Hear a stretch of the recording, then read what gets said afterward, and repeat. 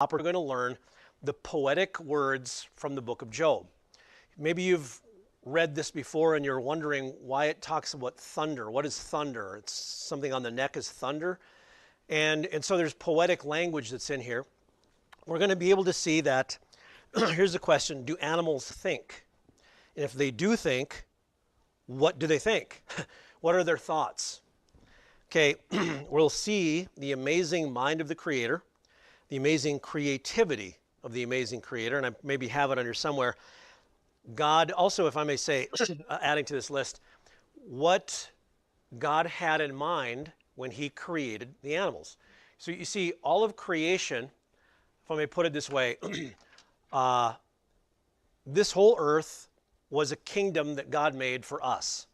And He made it for Adam and Eve, and He gave them the ability to procreate, which is amazing in itself. Angels can't do that, at least with each other. There's Genesis 6, that's another story. But angels can't do that, but we can. We're spiritual creatures wrapped in flesh that God gave the ability to combine our DNA, and He would somehow, through this process, we contribute material that God then creates another being within the womb of a woman, and then we are given the task to raise that child for God.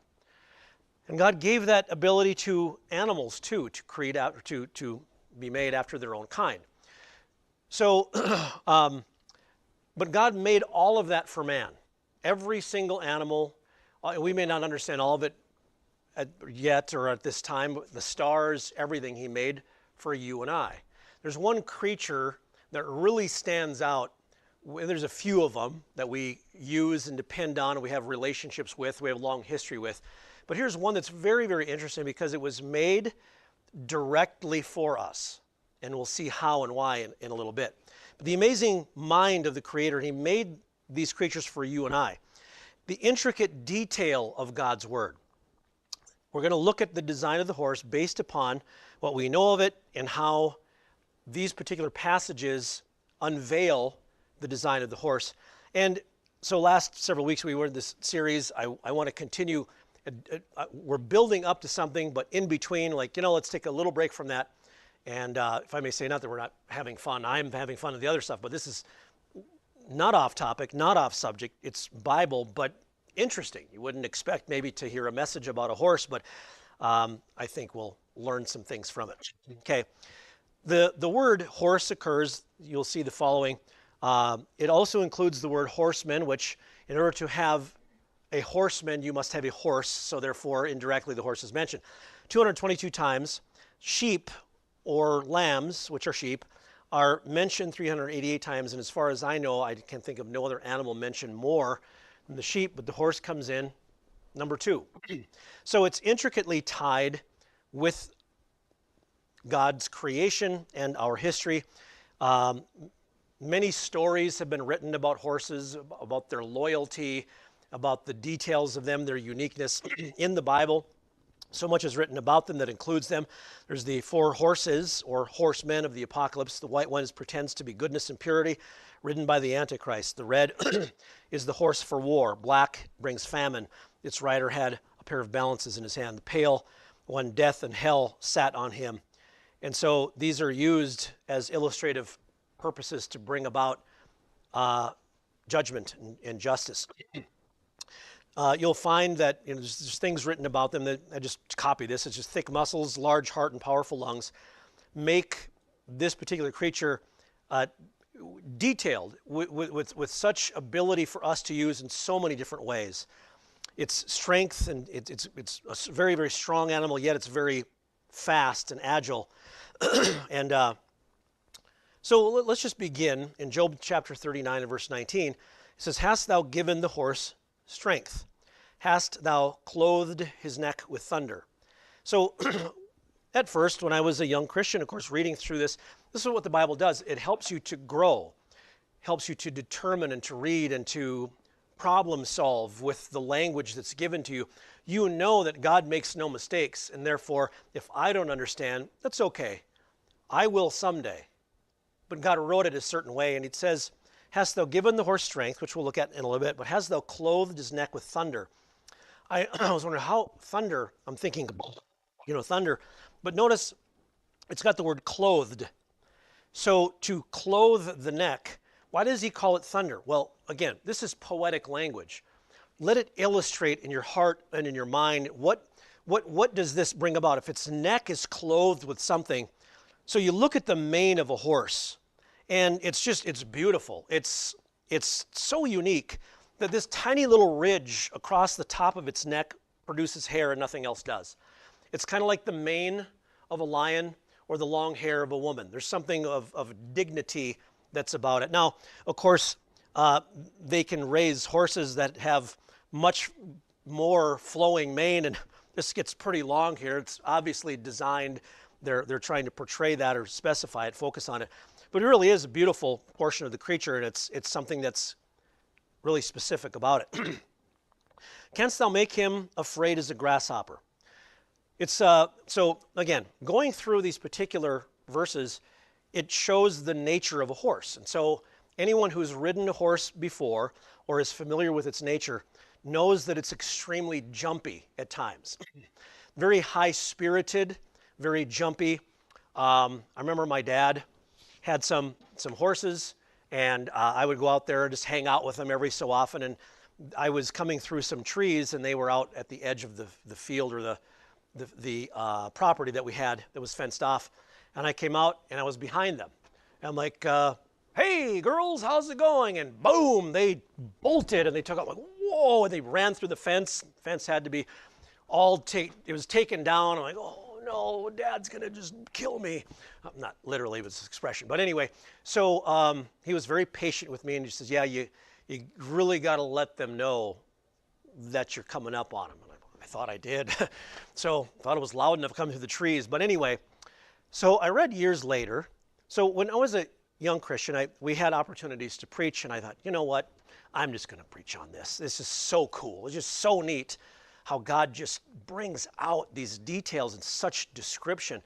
And so I did some research, and I read that, and I couldn't find it in any of the research I was doing lately, but that the peripheral vision behind the horse moves like, because it's such so I'll show you some details here in a little bit, but their eyes are on the side of their head, and they can see very well in such a huge angle, but the movement behind them tends to look as if it's moving way faster than what it is, which is greatly designed for them to be able to be startled and get away that much sooner. But as far as they knew, I was a predator. And so I'm coming out of the trees, and when they noticed me, I wasn't moving like, hey, I was running at them going like that. That's how they saw me with their vision behind them. So they're fearless in battle. We're going to see this in a little bit. Amazing. Okay, what fascinated me about this, and I'm not pro-war by saying this, I'm not. I'm just simply saying war is never a good thing, but unfortunately it's a necessity, or has to be some days, for self-defense. Here's a creature that God never meant for there to be war. He never made war. Man invented war. But the creatures that were modified, if I may say, after the fall of man and sin, thorns and thistles started to grow, mosquitoes started to suck blood, and the horse, its nature changed, if I may say, like the rest of the things around it. Let me back up. I'm not saying it changed, but it's still the creature that it was, but now it can be used, unfortunately, in this the worst situation, a time of war, and it becomes a war machine. You'll see what I mean here in a little bit. It becomes a part of the battle, and it likes it. It's just, okay, crazy. So anyway, predators tended to have their eyes towards the front of their head so that they're focusing in on the prey. And of course, all of this is always interpreted as evolutionary, because the animals need to be able to see predators, so they just somehow over millions of years it morphed to the side of their head. Okay, yeah, that happens all the time. So here's a perspective of the horse and what it sees. There's just a tiny little that's blind, but all it has to do is move its head to the side. It can see everything. Okay, but this portion here, the marginal site, look how huge of an area it can see. I read somewhere it's got the largest eyes of any land animal. And yeah, elephants are big, but their eyes aren't as big as the horses. So here's the marginal site is right there. That's where they saw me. And I was running right after them and waving furiously as far as they could see. So what makes him afraid is a grasshopper. They're really jumpy. And, well, partly it's this. Probably a little bit more about that later. But make him as afraid as a grasshopper. And so he's frightened by things. Some horses may be curious at a snake.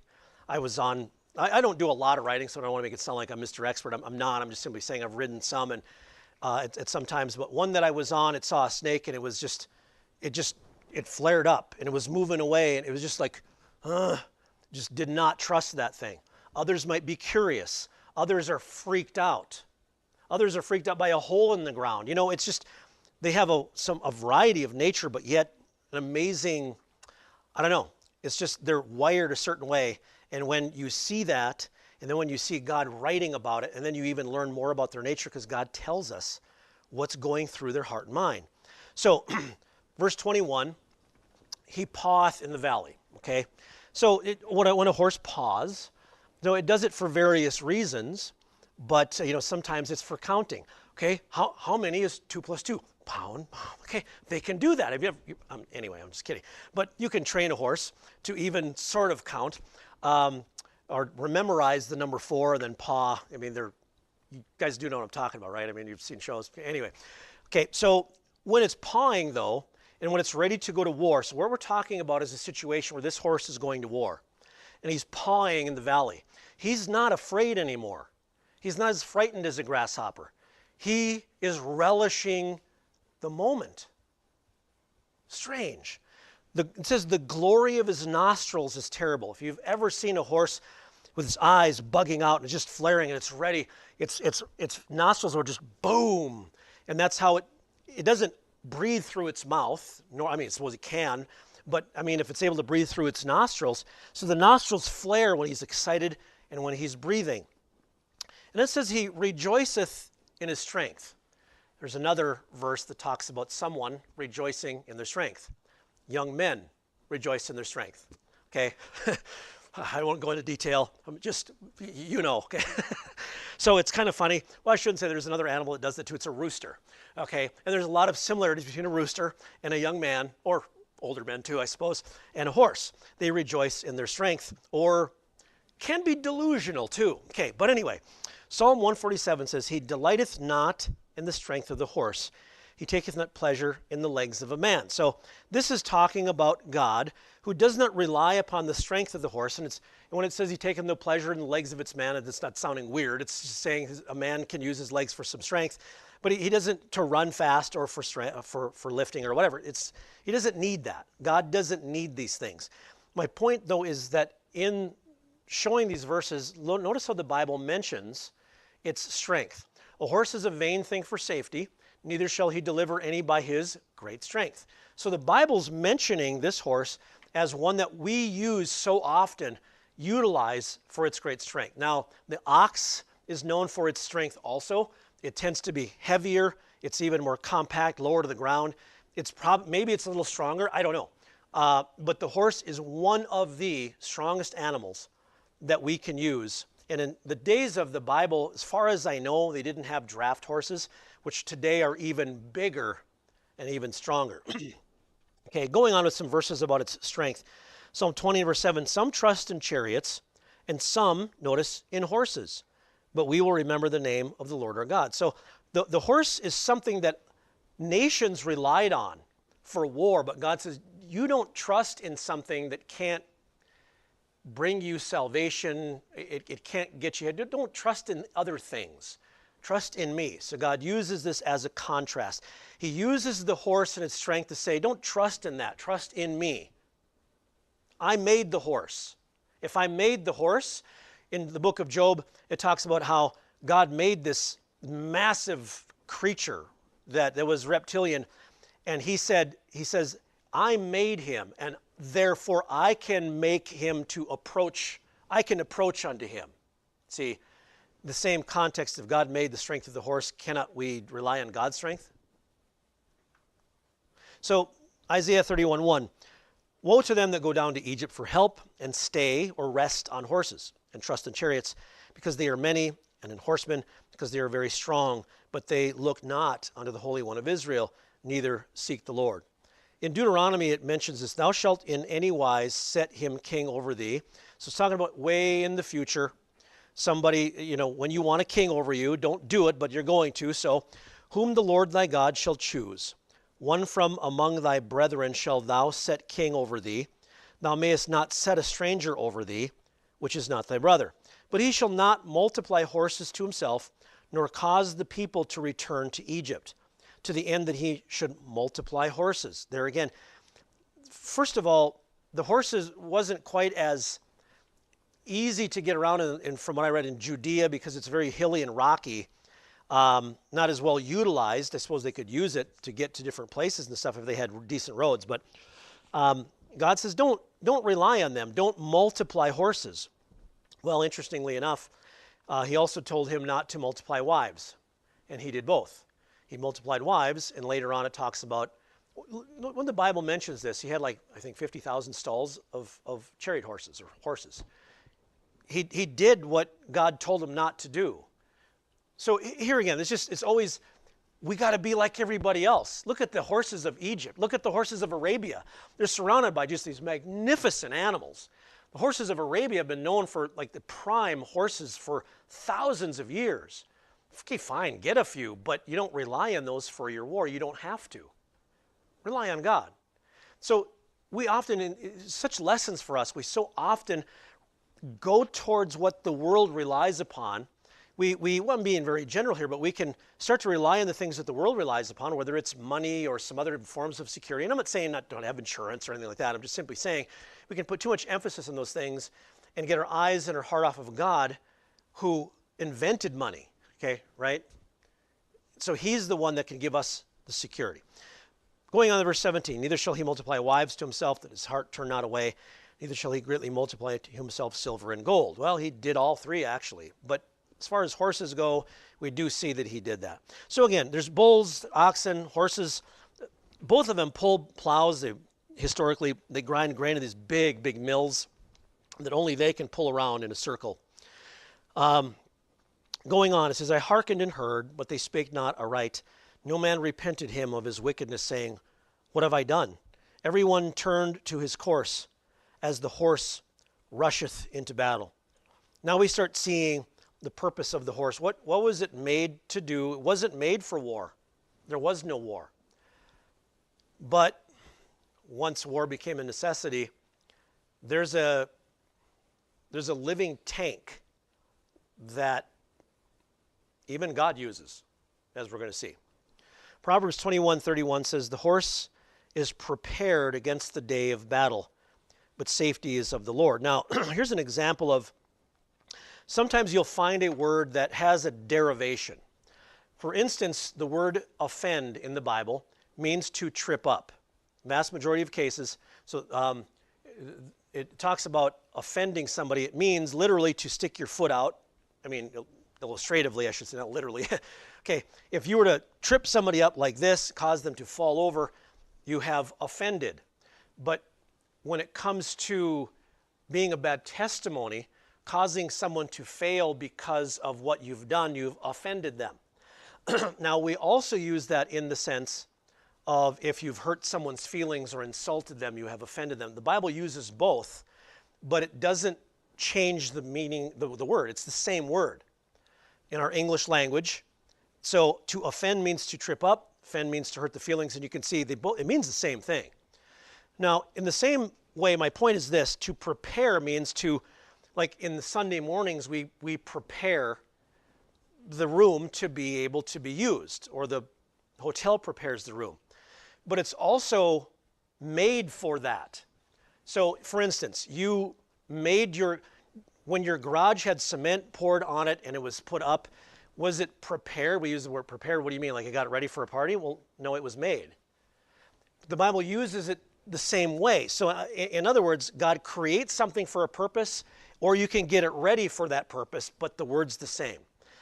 So when God prepared the horse against the day of battle, or the horse is prepared against the day of battle, does it mean they just put a saddle on it and got things ready? Or was it made for that purpose? It's set up or provisioned to be meat. See, it leans towards made for it. Okay, obviously God didn't create it for the purpose of war because there was no war, but the ability of that particular animal to be used in this, there's nothing else like it. It was made for war in a time when war would have to be a choice. So it uses the word meat. So very similar to when God made a wife for Adam, that she was a wife, a help meet or fit for him. So the horse is fit or prepared or made for the day of battle. It was established or readied. Okay, it was created for men to do that. So you see, as we're about to see as we go back and forth to Job, it was made for this purpose and it does it really well. Mine anger was kindled against the shepherds, and I punished the goats, for the Lord of hosts hath visited his flock, the house of Judah, and hath made them as his goodly horse in the battle. Okay, this is interesting. This is Zechariah. This has foreshadows of the book of Revelation when Jesus Christ will be riding on his horse. There's so many times where you see, well, I think that's only mentioned in the New Testament. It's a goodly horse. Wait, God's got a horse? I didn't know it said that in the Old Testament. How about that? Oh, it does. There's so many other things too. It might make little references to, but that's what it's referring to. God has a horse. And when it says goodly, it's going to be magnificent. It's going to be an amazing steed that was made just for an amazing king. So here is a it's a picture of it, probably in a museum somewhere, of some of the armor that's placed upon the medieval horses. And so I want to read you something. The war horses of the medieval times were a tool and a weapon that carried out many significant jobs for the knights. The courageous horse had to carry a knight into battle and respond to leg pressure rather than reins. They have to be smart enough to know how to move around just by leg pressure. Amazing. A war horse was also trained to trample the bodies of fallen soldiers and to bite and attack on command. The terra, along with the levites, I think when they mount up like this, and the capriole were moves that were taught to these horses to aid in combat.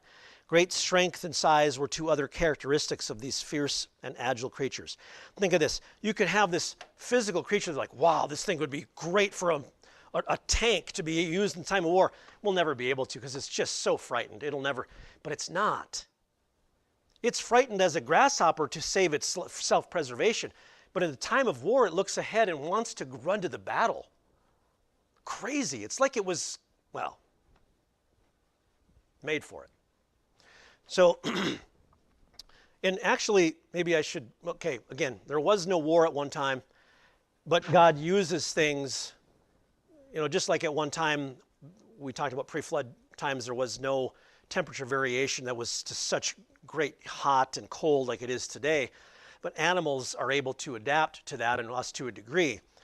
So now you have polar bears, and then you have bears that can survive in really hot weather. They're able to adapt. But these creatures now at the fall brought on by man, they adapted to, unfortunately, the times of war. So the horse has the perfect contour of its back. Its muscles are in perfect place to offer a comfortable ride. Now, I don't want a show of hands, but if anyone has ever ridden a calf, like if you've ever been in the rodeos as a kid, a calf is not comfortable at all. A calf is not meant to be ridden.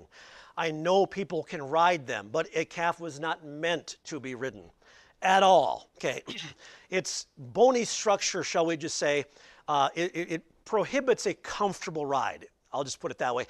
And if you're trying to do it in a rodeo where it's trying to buck you off, it's 10 times worse. Okay, calves are not, I will repeat, not meant to be ridden. But a horse, so you see a calf, the bony structure is just protruding. Okay, a horse, it isn't. The spine is hidden by all of these rolling muscles. You don't even feel it. It was almost as if it was made to, crazy, it was made to be ridden. So all animals were made for man, but the horse was made more specifically to meet the needs of the human being. The horse was made to ride. Look at the back. Again, you can't even feel. It's completely, there's nothing protruding out. I've never ridden a camel. Some of you have. I can see if it had two large lumps, one in back and one in front, you're not going to fall that forward or backward. But this also, you'll notice, keeps you right in the center also. The right strength to carry a man, the right height. When riding at certain gaits, it is smooth and comfortable. It actually becomes comfortable at certain gaits. Also, the intelligence to learn commands and obey, even to be trained and respond to the commands of the riders, just his legs and feet, without the reins. So the rider could use bow and arrow or sword. A loyalty and protectiveness towards its owner. Recognition of different human voices alone. So they can understand and recognize they're the one who is riding them versus the one who's shouting around them, as if it was made for the chaos of battle. Sensitivity to the nerves and feelings of its rider. A fearlessness of battle, or in battle, almost as if by design. The horse was made to ride, and the horse was made for war. War was never God's intention, I will repeat. And God saw everything that he had made, and behold, it was very good. In the evening and the morning were the sixth day.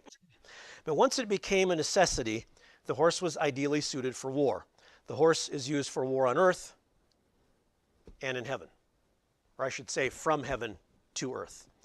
He goeth on to meet the armed men. He mocketh at fear. Now, to mock, okay, just again, let the Bible roll with it. To mock is to go, to mock somebody as someone says, oh, hey, like, whoa, okay, it's strange, right? That's what mocking is, okay? So here's fear. He's just like, scoffs at fear. What normally would be fearful, he lunges at it. He likes it. The thing that can be as afraid as a grasshopper in one instance, yet fearless as a lion in the next. Interesting. He mocketh at fear and is not affrighted. Neither turneth he back from the sword. This thing is waving. He doesn't care. He charges. And by the way, going back to the previous statement that we were reading, they were made to be tanks, to charge into battle and mow down all of these men. And as the man on top is fighting, they're kicking and pounding and biting. The horses that we would ride, I mean, there's this instinctive herd instinct. They like to nip at cattle and help you herd things along a little bit. In this case, they were taught to use their bite force, which is very powerful, and could kill a guy if you got him in the right place. You're on a tank that's smart enough to pick out other individuals to try to attack them. This is indispensable in a time of battle. Neither turneth he back from the sword. The quiver, so it's holding the arrows. It's giving the impression, it's talking about, it's charging into battle. And it's running, and it's galloping, and it's boom, boom. It's hitting against its side. The glittering spear and the shield are all maybe hung on the sides or attachments onto the paraphernalia on the horse and things like that. And so they're banging against it as it's rushing into battle. Now, if you've ever read this part and you go, okay, what does it mean? Earlier it uses the word thunder. And here he's swallowing the ground. What does it mean? You're taking dirt and swallowing. It's poetic. So its neck is clothed with this thunderous mane. It's beautiful and it's flowing. But when it's talking about swallowing, he's galloping. He's fiercely running as quickly as he can, so he's swallowing the ground with fierceness. Some synonyms of fierce are intensity, ferocity, savageness, fury, passion, eagerness for conflict. Does not shy away from it. He's looking forward to a battle. Now, sometimes, if I may say, You know, looking at historically things like such as war, when someone's looking at these things, it's almost youth kind of can have it. Say, wow, that would be so cool. You read over and over again people going into battle singing songs. They're in their early 20s and they're naive and silly and dumb. Sorry, but what do you think's going to happen? And then they see their friends die next to them and their legs are blown off. War is absolutely horrible. There's never any time anyone should ever want such a thing. But when your country is being attacked and your wives and your children are being stolen, you have no other choice. That's the only time for war. There's times for war that are righteous, and in fact, if you don't go to war, then it would not be righteous. So in times such as that, here's the horse. It is made for those moments. We'll go on and see. It says, neither believeth he that it is the sound of the trumpet. So we actually get into the heart and mind of a horse. God tells us what the horse is actually thinking, what he believes. In other words, the sound of the trumpet, he's just charging in the battle and he hears off in the distance, doo-doo. He doesn't think it's the trumpet. He thinks it's him. He's rejoicing in his strength. And he's just like, yes. He thinks the sound of the trumpet is coming from himself. That the horse is the source. I had to try one word to rhyme in there. The horse is the source. Of course. I just had to. Anyway, of the trumpet noise. Say Job 39:25. He saith among the trumpets, ha ha. So he's just like, you can imagine. And anyone who has been around a horse, you appreciate them. There's kind of a, whether it's called a love affair, I don't know, this may be strong. There's love affair with a man for his car, okay, and Americans with their cars. But there's something about the horse that everyone appreciates because of their reliability. Yes, they can be volatile at times, but you understand that and in patience and training them. But here this animal is among the trumpets and it flares him up. They were made to be rejoicing in their strength. God designed them that way. He didn't make us to rejoice in our strength and not rejoice in his strength. We're not supposed to do that. That's vain. We're supposed to have our minds about us and go, okay, strength is good to prepare, but you don't rely on that. You rely on God. The horse was made for strength, and we can use him. And here, anyway, he's laughing. He's rejoicing in hearing the sounds that are going on about him, and it excites him and he wants to charge. It says he smelleth the battle afar off. He knows what's coming. He sees it. He hears the thunder of the captains. That's the shouting of the captains. Okay, they're charging and they're creating orders and they're shouting, and he hears all of this and it gets him ready. God has made many creatures. Some creatures in heaven resemble at least the heads of them. Here we're going to see those on earth. Ezekiel 1 and verse 10 says, as for the likeness of their faces, there's a creature. They four had the face of a man, the face of a lion on the right side, and they four had the face of an ox on the left side, and they four had the face of an eagle.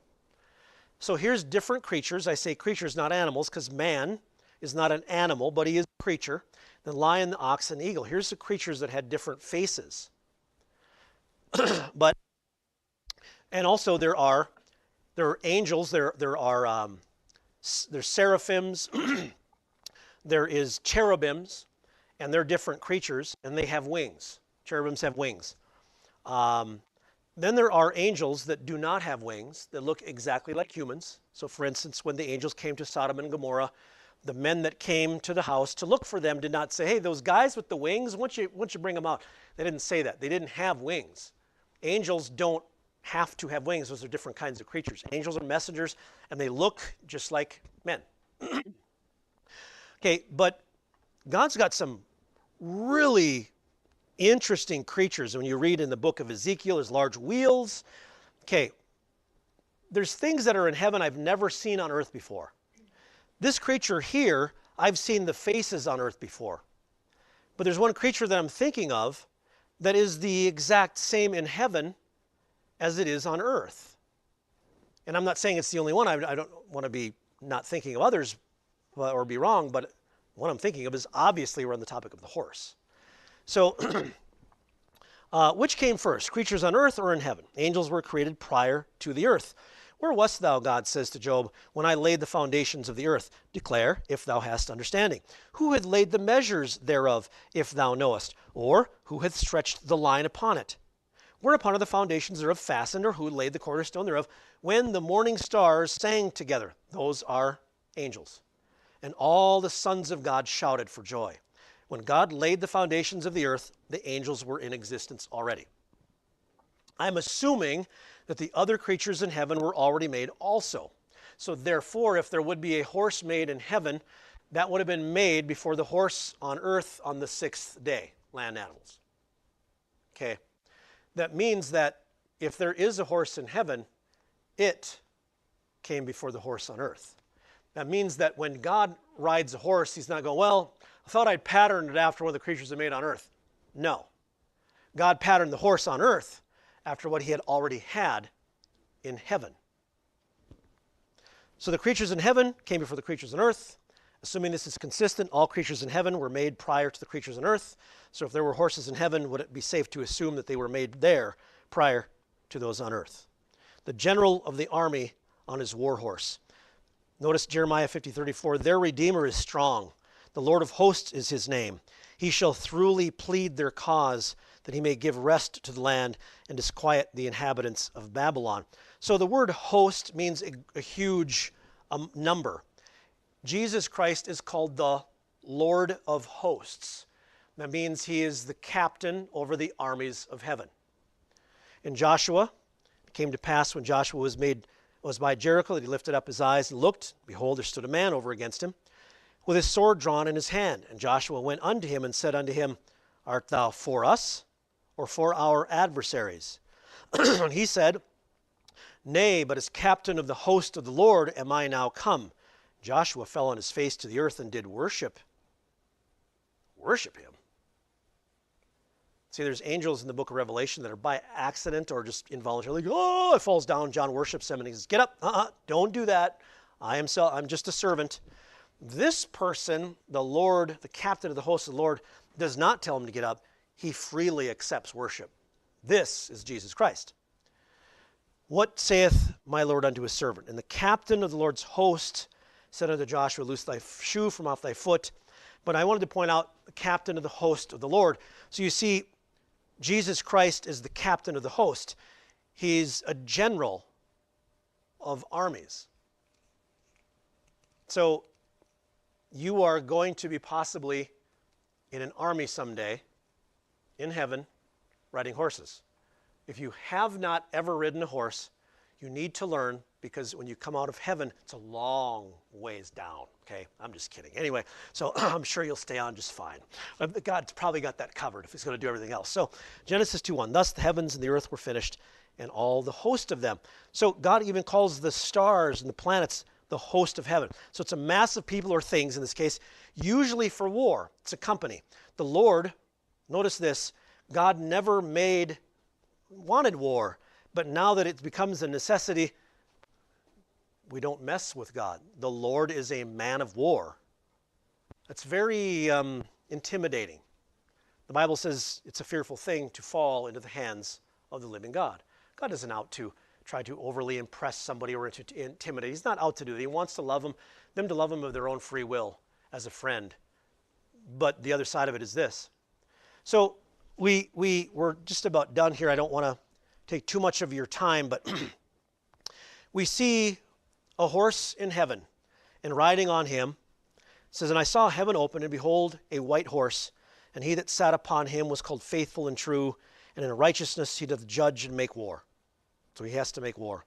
His eyes were as a flame of fire, and on his head were many crowns, and he had a name written that no man knew but he himself. And he was clothed with a vesture dipped in blood, and his name is called the Word of God. That's Jesus Christ. And the armies which were in heaven followed him upon white horses, clothed in fine linen, white and clean. Now, I don't know if every single saved person is going to be on a horse following in the army. Maybe there's tasks elsewhere to be done. I don't know. But obviously some of them, and a very, very large portion of them, and some of them might be you, sitting here today in a brand new body and on a horse following Jesus Christ to come down to battle. And you're going to be on a horse from heaven. These aren't horses from the earth. These are horses in heaven, and there's a lot of them. Okay. So what were they made to do? Well, I don't know what they were made to do originally. Maybe the angels ride them in their off time. I don't know. But now they're made for war. And this is a war no human can win. These are spiritual horses. You're going to be spiritually, you're going to have a brand new body. Anyway, going on, out of his mouth goeth a sharp sword, that with it he should smite the nations. And he hath on his vesture and on his thigh a name written, King of Kings and Lord of Lords. Verse 19, and I saw the beast and the kings of the earth and their armies gathered together to make war against him that sat on the horse and against his army. That's us. That's him, Jesus Christ, on his horse. And the remnant were slain with the sword of him that sat upon the horse. God has a horse. He's coming to battle someday, and that is getting nearer all the time. So the God who made this animal with such detail to meet the needs of man, can he not also work out the details for your life and meet your specific needs? Again, always even an amazing animal is used to go, God says, I made that. In contrast, let me take care. If I can make that, then I can make your day go better. The God who cared enough for man to make an animal for him, would he not care for you personally? Are not 2 sparrows sold for a farthing? And one of them shall not fall on the ground without your Father. The very hairs of your head are all numbered. Fear ye not, therefore, ye are of more value than many sparrows. So anyway, amazing lesson, anatomy of an animal that God made and why he made it and how he made it and what it's going to be used for. You and I will be on them someday, riding into battle potentially, but we also use this in contrast as this amazing beast that we can rely upon, yet at the same time, there's some things we don't rely upon a horse or any other thing for. We rely on God for those things. So anyway, I hope it was interesting. We learned some great Bible words and poetic language, and hopefully you'll never forget the amazing creature God has made, and whenever you see it, you can remember that it's here in Job and the lessons we learned from it. Okay, let's pray. Close in prayer. We thank you again, Lord, just for amazing details that you have and what would be considered by some maybe an off topic. Who would think that God would write in the Bible how an animal thinks, and we get to read about it? We get to have answers that no one else knows, that they can't find out through science or through their instruments. We can read about it, and we can be the ones that tell them and show forth your magnificent word through our testimony and through our words. Help us to memorize it, to love it, and to portray it and proclaim it to the world. In Jesus' name we pray. Amen.